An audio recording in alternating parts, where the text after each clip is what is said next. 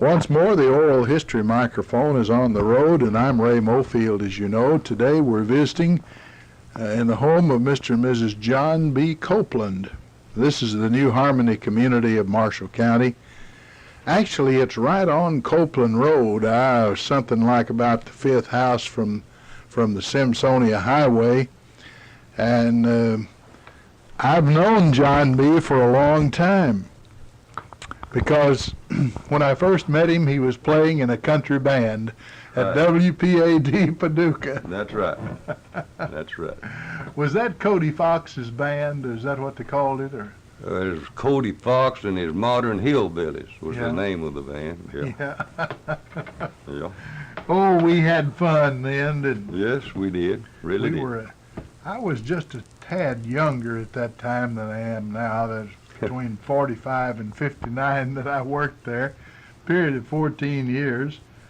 And by the way, John, were you born in Marshall County? Yes, I was. Sure was. And 1920. And your father's name? It was Raleigh Copeland. And your mother? It was Laura McGregory. Mm-hmm. And they were married in 1916. And my oldest brother, the one that got killed in World War II, was named Albert. He was born in 1917. There were three boys, Albert and myself and Carol. And of course, he died in 81 with cancer in Louisville. And then the girl was... so that leaves you the only boy. Right. Mm-hmm. And the girl was Emma Jo Smith, Barclay Smith's widow. Now, we always sort of claimed kin there. Now, Rip Smith and my father were some kind of cousins. I'm not positive. I think they were second cousins. They weren't real close. But anyway, they always counted kin, and she married Barclay. Right. And of course, Everett died last week. Right. That's the immediate family there are all dead now, aren't they? Mm-hmm. Yeah, I guess that's well, they're true. all dead in our immediate family except me and my sister. Now, what part of the county were you born? Right here on this spot. right here. Was this road named after your granddad, or? Yeah, really. After they migrated in here in about out of Clarksville, Tennessee, in about 1865. Right after the Civil War. Right. And bought this 175 acres at $1 an acre. You know, I imagine that is pretty hard to raise then. Well, I'm sure it was. Yes, I'd say so. And, of course, they had three boys, Lemur Copeland, and Raleigh Copeland, my dad, and Estel Copeland, my uncle. Are you any kin to Taz Copeland and that group? Well, might be distant. Mm-hmm. Might be, but... same general family, but not immediate. I think so. I think so. Uncle Tommy Copeland, now if you remember him, the blind minister, we're as little kin to him. And I think we are, Taz. Couldn't tell you how it is, but I think we are. Mm-hmm. And of course, my dad was part farmer, and the Copelands were always inclined to, they love machinery. Mm-hmm. And mechanically minded. Right. Yeah. And they, did they operate things like, say, wheat thrashers? Yes. My uncle Lemur Copeland, Robert Copeland's daddy, which has the sawmill up here on the Benton and Simpsonia Road, operates now, Robert and his son Dale. He had the first sawmill I ever saw when I was a boy, set over here on the old home place. And, of course, it was pulled by steam engine, the power was steam engine. And I loved steam from that day when I first saw that one all of my life, and I still have a steam engine. The first wheat thrashing I ever remember going to, there was a steam engine. In fact, my great-grandfather, Howell Edwards, ran it up in the edge of Callaway County between Wadesboro and Hickory Grove, Kirksey, out that direction. And I remember the old engine. Boy, that thrilled me. It was a J.I. Case. Yeah, yeah. And I can That's recall a it. very familiar name. J.I. Case built more steam engines than any other maker in the United States. And mine's a Kit Gardeman. It was made up here at Mount Vernon, Indiana. Mm-hmm. Of course, I have the wheat thresher made by the same people. Of course, then I have a good John Deere binder, 8-foot cut, all on rubber. Yeah. And I can do the whole deal, see? Well, now, that's one of the oldest farm equipment makers in America, and I read the other day that it is the only remaining farm equipment maker that makes a full line of everything from tractors. J.I. Case, yeah. Well, John Deere. Yeah, well, yeah. Yeah, that's right. Case has just merged and taken over part of the business of International Harvester. Right, right. The old McCormick Deering empire. Of course, Cyrus Hall McCormick invented the reaper over in Virginia about 1830 or so. Then moved to Chicago. They became the biggest company, but they branched off and made refrigerators, freezers, trucks was their biggest sideline. Yeah. So now they've gone. The only thing left to them is the truck business, and they call it Navistar. I didn't know what they called it, but I knew they're still making trucks. Yeah. Anyhow, my dad then, and when I was in my teens, he bought a steam engine and sawmill, and of course I got lots of experience there with that. You grew up in that business. That's right, I did, yeah. Now, before we get you off the making a living on your own, though, let's get back to your school. What was the name of the nearest grade school in this area? New Harmony. It and the Baptist Church then were the in the same neighborhood, Right. if not side by That's side. right. That was true of many communities I know. New Harmony School at that time stood over close to New Harmony Graveyard, a one-room schoolhouse. And that's where I went till New Harmony and Minor School merged. And they moved it down close to the church. And of course, that's where I finished the 8th grade there at New Harmony School.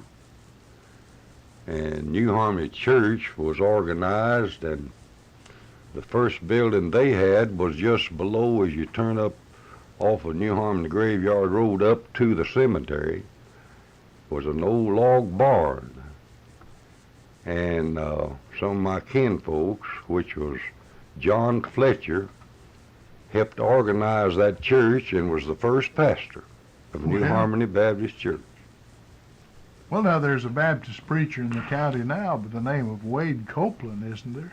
Yes, there is. A good one. He sure is. He's a fine fellow. And we're some kin. He could probably tell you, but I can't tell you exactly how we're kin. He's worked on my I know car him, a lot of times. and he's a fine feller and a good preacher. Yeah. He used to work with Ian Irwin in Yeah, Hardin that's right. Yeah. years ago. Well, all right. You went to New Harmony. Do you remember any of the teachers you had? Oh, yeah. I remember the first teacher I had was Mrs. Irene Powell, Raymond Powell's widow. Lives in Benton now. Mm-hmm. And I never will forget, I guess it was maybe classes Kylie Smart then. I made 2 grades the same year. Mm-hmm. The primer and the first grade. Yeah. Great. Of course, I might not have done so good thereafter, but nevertheless, I've made it this far. Yeah. Well, that is fine. Do you remember any of the things that you liked about school, the games you played, or? Well, of course, I loved to play ball, and And I've forgotten a lot of the old games we did play. Seemed like he was going around the mulberry tree or bush. Yeah. Was there something with that name? Oh, I remember singing that song. Something about. And leapfrog, you know. Oh, and yeah. those.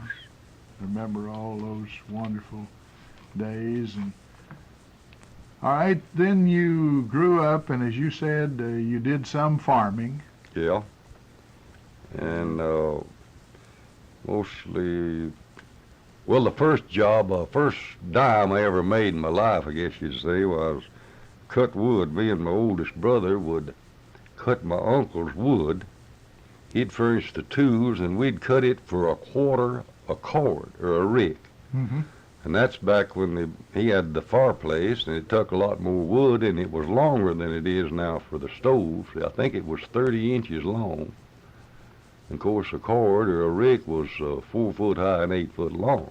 Mm-hmm. And I believe we'd cut him 20 or 25 rick every fall for his winter's heat that winter at a quarter a cord. And you had to cut stove wood, too. Stove wood, too, yeah. We'd cut his stove wood. And then really the first time I ever hired out to a Mr. John Les Reeder for a quarter a day and my board. Mm-hmm. And I wonder how some of this younger generation would like to work for that. Well, all of us work. Of course, for times have changed a lot, but yeah. I tell you, it's rough going. I really come up the hard way. As the feller says, I had to dig it out, more or less. Yeah. Well, I know what you mean about that. My dad was a sharecropper, and we just was. I guess about the only difference in our life and yours was that we moved every year to another place. I remember I always was loved to hunt, and me and my cousin, Van McGregor, he had an old dog named Buster, and I had one named Beaver. And I believe mine was half collie and half hound, and his was half hound and half bulldog. And of course, back then there was lots of game, and of course we rabbit hunted, and we'd kill lots of rabbits, and we'd sell those rabbits for a nickel apiece in order to get enough ammunition to go back hunting, see. That kept the circle going. Kept the circle going. Yeah. All right, now you, I believe you told me you were married fairly young. Well, got out of the Army, World War II. Well, let's talk about that a little bit then. Already. You were in the Army, and where did you train? Trained at Fort Leonard Wood, Missouri. Took my basic training at Fort Leonard Wood, Missouri.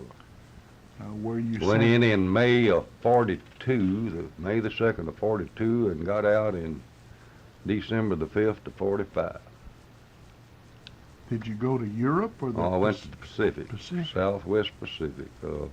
That was a tough Landed in area. Brisbane, Australia, and island hopped from there back to Japan. Going through Went to The Port Philippines? Moresby, New Guinea, Goodenough Island, Biak Island, Philippine Islands, Japan, and then of course home after the war. And I was a machinist in the 477th Engineer and Maintenance Company. well, being attached to on the those Second steam Army. engines got you a job as a machinist in the Army. Huh? Well, supposedly I always figured the reason they put me in the maintenance division was I went to NYA school some at Mayfield, and then I went to the CC camps and went out to Boise, Idaho, and was in the maintenance shop out there. So I figured that experience, they put me in the maintenance engineers on account of that. You didn't play on KBOI any, did you, while you were out there with a band or anything? No, I didn't. No. I remember they were a CBS affiliate, And I was a newsman in New York with their head newscaster there, a fellow named Bill Ames. But he may have been in the Army too at the same time. He lost an arm, I recall, and off at the shoulder. But of course that didn't hurt him as a newscaster as far as that's concerned. I suppose he's retired by now. Well, you came back out of the Army in 45. 45. And I more or less wanted to forget that, and a good friend of mine and neighbor, Norman Castleberry, which hasn't, well, he passed away some 2 or 3 months ago, perhaps, but anyhow, he and I done a lot of fishing on Kentucky Lake. Mm-hmm. About that whole year, to tell you the truth. And, Norman liked country music, too. yes, he did. He sure did. And he's a great friend of mine, and at that time, Kentucky Lake hadn't been fished to death, so to speak, and you could walk up anywhere on the bank and catch fish. And now I know he and I were fishing near the mouth off the bank, near the heading of Big Bear Creek, late one afternoon, and it was getting almost dark, and I hung something. I told him, I said, I've got the biggest fish in this lake. And he said, well, I believe you have. You can see it rolling, you know, and hard to pull in. And when I finally got it to the bank, I said, I've got the biggest snake in this bank. It was a eel, see? It looked like a snake, you know. And we had a big laugh about that. And lots of fun. Had a lot of fun. But you know, eel's pretty good eating. Yeah, we ate that, and it was good eating. Had a lot of fun with Norman. Yeah. Playing music. And I really enjoyed Norman. One of the last times that I remember, I guess it's been a year or so ago, but they got to where a group would get together and play over at Ken Lake Park every now and then. yeah, And he picked a guitar, and some would come. They came all the way from down in Tennessee around Bumpus Mills. right. That's right. And he just had more fun, seemed like. Although he his really health enjoyed it. wasn't real That's good right. at that time. Letter. He had a number of heart problems. That's you right. know. Latter years. Well, I and- surely miss him. I do too. Really do. I remember when he ran the service station on the north side of Benton there. Well, he run a grocery in this community before then. Mm-hmm. Castleberry's Grocery. About a mile from where I live now, 3/4 of a mile. Well, that's fine. All right. Now then, you married, you say, the first time. The first time I married the youngest daughter of John Dewey Smith and Alta Smith. Did you have any children? Had one boy. His name is Ronnie, and he's married and lives in Paducah Mm-hmm. and works for Rudolph Construction Company. Mm-hmm. Right now, your present wife is... The former Ernestine Creason, youngest daughter of Weck and Ide Creason. Mm-hmm. Is From she a old- Marshall Countian? Yes, she's Might have been kin to Joe Cross Creason then. might have been A distant a relative. distant relative. They came from over in the Smith and Overby grocery community, Van Zora community is where they. Well, they went to school at Van Zora School, a one-room schoolhouse Mm-hmm. back then. And that's where they came from. And of course, she had 2 children. Gary Doom was the general manager of Reed Rock Company. And Dorinda, Well, now that's quite an operation. Yes, it Clyde is. Reed's business there. Yeah. Of course, Mr. Reed died, but it still continues. I guess his son is yeah, David. David. Is Of course, him and Jim Smith then bought out the IC Railroad, see, from Paducah to Louisville. It's all. They flat must out. have done a little better than you and I have done. I would say- I'm guessing from my own experience anyway. I would say they did. Yes, I would say they. You know about what a school teacher makes. So. Yeah. Yeah. But we've had a world of fun, haven't we? Oh yes, I've enjoyed life. Now, I want you to tell the group about how you got into playing in a band and how I met you at Paducah. Well, the best I can remember, of course, my family was music. It was a gift with us. Mm-hmm. The whole family could play except my mother, and my dad he was a good harp player.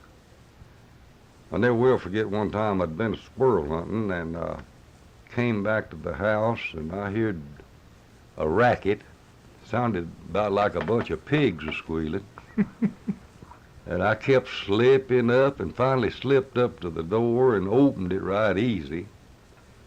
And my dad had out my brother's fiddle and was trying to play it. Yeah. And when he seen me, he just got up and laid that fiddle on the bed, and if he ever touched it again, I don't know it, but it did. It sounded about like a bunch of pigs a squealing, and I had me a big laugh about that. So he didn't laugh too much, but I did. Well, now, if you hadn't have interrupted that, he might have. Well, he might. Might have picked it up. I never had thought of it really that way, but he might have. And of course, then my youngest brother, Carol, we'd all play. My oldest brother was really a violin player, fiddle player. Mm-hmm. And, of course, he could play the guitar or mandolin or mostly any string instrument.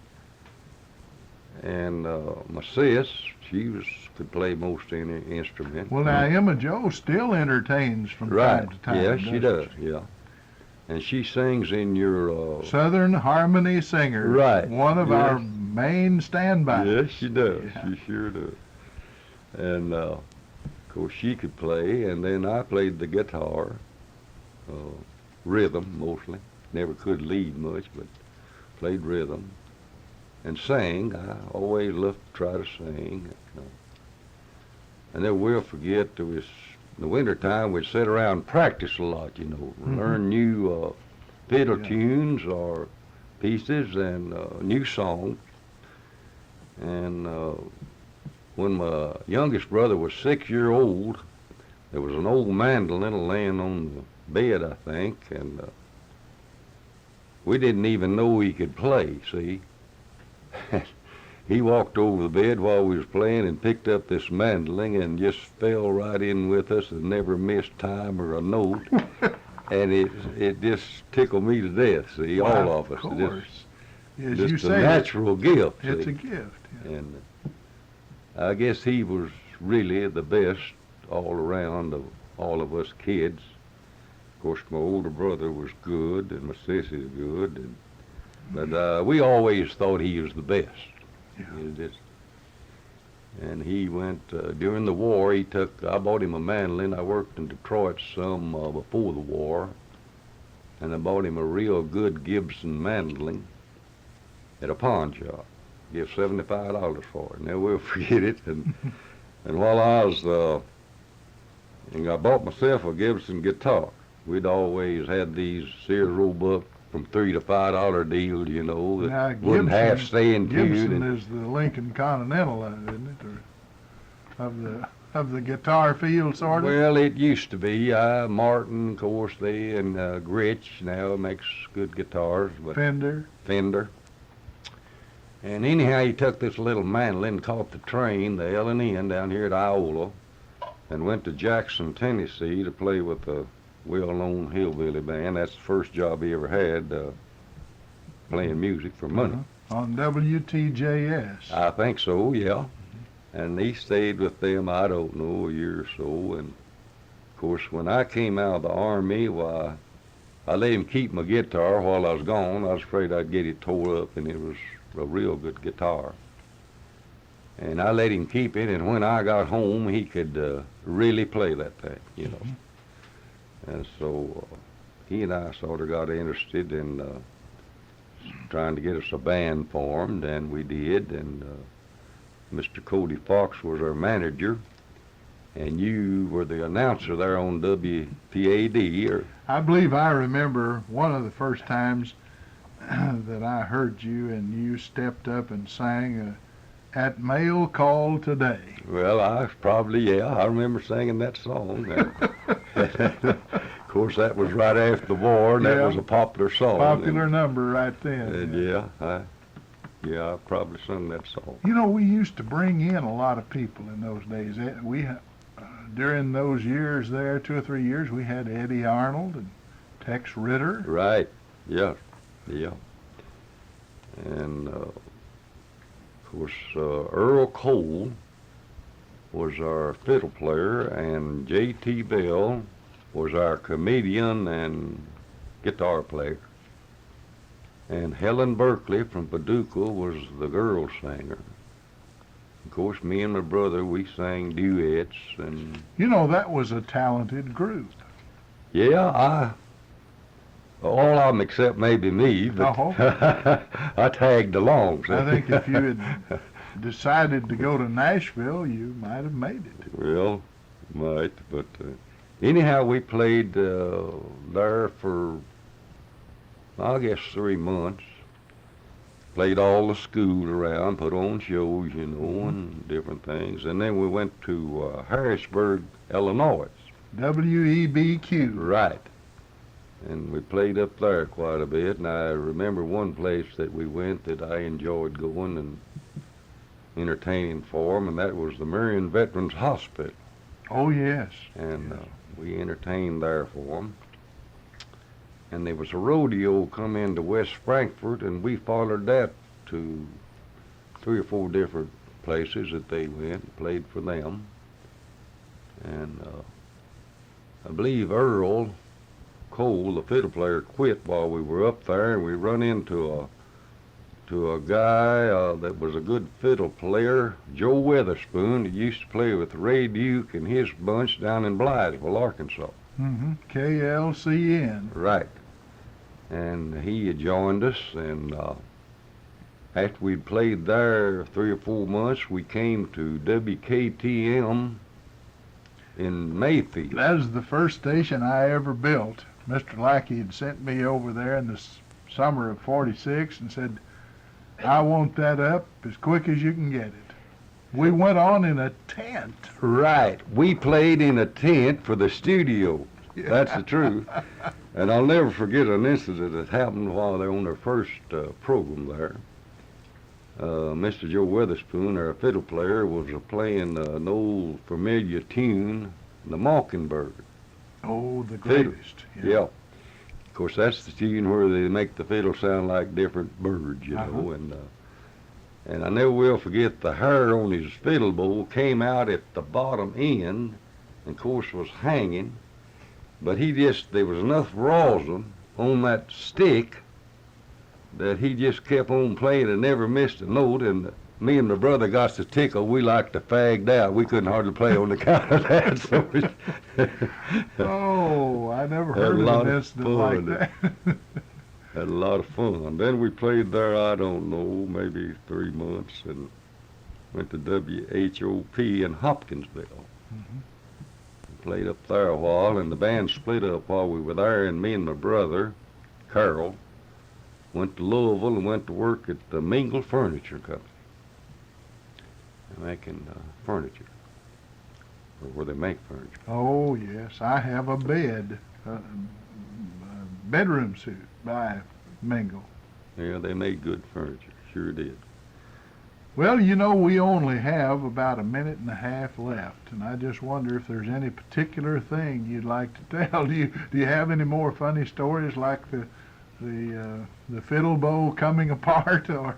Well, not really necessary, I don't guess. Anyhow, I got into the contracting business then. Me and a guy by the name of C.B. Goodman was putting in construction, septic tanks, and dirt work. And I've been at that all the rest of my life. And, of course, I retired when I was 62, and you're still allowed to make so much. I still run the dozer for Mr. Robert Riley, Uh-huh. and really enjoy it. This machinery inclined, you know, and I just love machinery. To you, that's And fun. I love the county, and I love the people in the county. And You have a nice home here, and I'd like to congratulate you for one thing. That's one of the most beautiful mailbox supports I've seen. I thank you. I really do. Yeah, that's an old new ground plow. And the coulter's still on It's still on it. Just, it. in fact, the minute it'd work, if we had a good team, we might try it out a little.